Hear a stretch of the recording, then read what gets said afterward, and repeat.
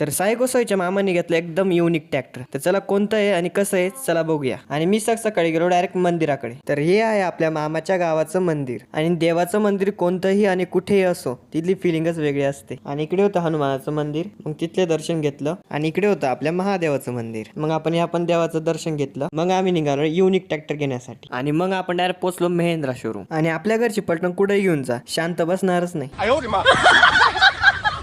आणि इकडे हा भाऊ म्हणे मला पहिले फिरव नंतर व्हिडिओ काढ. मग इकडे चालू होतं यांचं खुर्ची फिरवायचं काम. आणि आपला ट्रॅक्टर पण इकडे फायनल झाला होता. पण तुम्ही ज्या ट्रॅक्टरचा विचार करताय तो नाही बरं का. या बा इकडे आपला बजरंग.